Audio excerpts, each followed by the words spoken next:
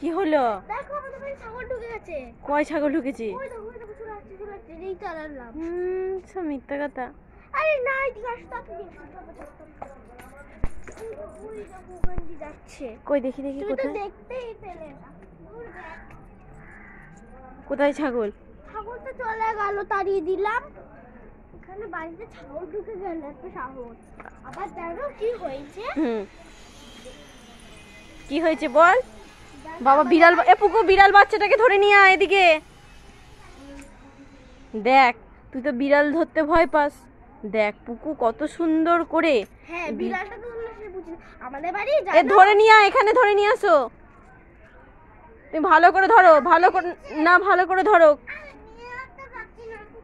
বাবা তুমি কত সুন্দর ধরতে পারো, দেখি দেখাও তো এখানে ধরে। পুচু দিদি তো ধরতেই পারে না। ও একটা কথা বলবো, আমাদের বাড়িতে কখন কুকুর ঢুকে গেছিল। ওমা তুই ধরতে পারিস না? জানি না। তুই ধরতে পারিস না? ওমা হ্যাঁ। আমাদের বাড়িতে না একটা কুকুর ঢুকে গেছিল।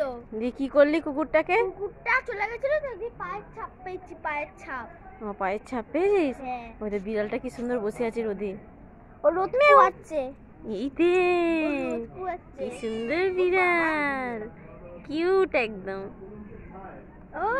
ওমা মোবাইলটা দেখি। পুকু কিন্তু বিড়ালের বাচ্চাটা ভালো ধরতে পারে, কিন্তু ধরলো না। কাকাবার পুকু এখন কি খাচ্ছিস? খাবার কি খাবার? বিস্কুট। তা আমাকে একটু দিবি না? খাপ দেবো না, পুরোটা না, একটু আর পুচু সকালে কি খেয়েছিস? আমি বিস্কুট আর দুধ খেয়েছি। ও বিস্কুট আর দুধ খেয়েছিস।